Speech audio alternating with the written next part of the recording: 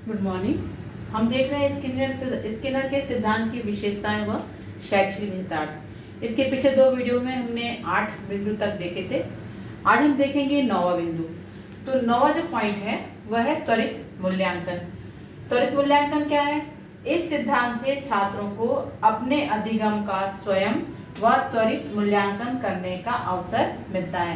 यानी छात्र स्वयं ही अपने जांच कर लेते हैं, अपने अधिगम का स्वयं व त्वरित मूल्यांकन करने का अवसर मिलता है। तुरंत ही उनको मूल्यांकन करने के लिए मिल जाता है कि उनने कितनी प्रगति की, सीखा है, कितना अधिगम किया उन्होंने। तो इस सिद्धांत से छात्रों को अपने अधिगम का स्वयं व त्वरित मूल्यांकन करने का अवसर मिलता है। 10वां बिंदु मैंने बनाया है पुनर्वलन पुरस्कार। इसमें क्या है?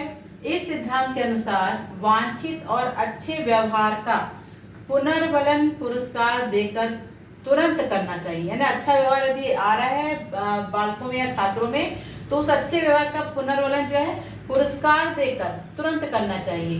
देरी करने से यह प्रभाव कम हो जाता है। अध्यापक जो गृह कार्य देता है, यदि वह उसे दूसरे ही दिन देखकर उस पर अपनी समुचित प्रक्रिया लिख देता है तो छात्र गृह कार्य की ओर ध्यान देते हैं।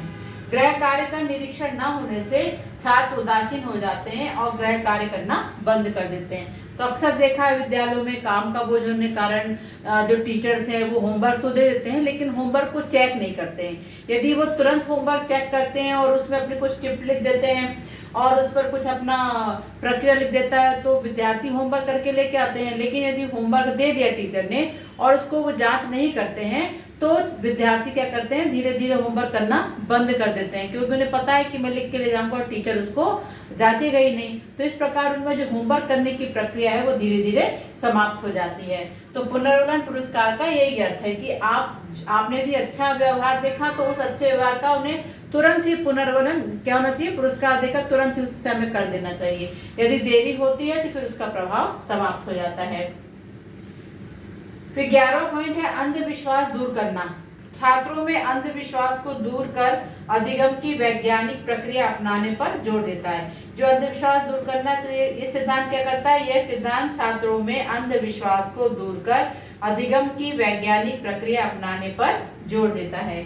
और जो 12वां पॉइंट है अवांछनीय व्यवहार की उपेक्षा। ये सिद्धांत है, ये क्या करता है? दंड के स्थान पर वांछित व्यवहार का पुनर्वलन करने, दंड नहीं देता बल्कि इसके स्थान पर जो वांछित व्यवहार है उसका पुनर्वलन कर उसे सुदृढ़ करने व अवांछनीय व्यवहार की उपेक्षा कर उसे विलुप्त करने का विकल्प सुझाता है। मतलब ये बताता है कि विद्यार्थियों में यदि कोई अवांछनीय व्यवहार, तो उसके लिए उसको दंड ना दिया जाए बल्कि उसको वांछनीय व्यवहार करने का अवसर प्रदान किया जाए।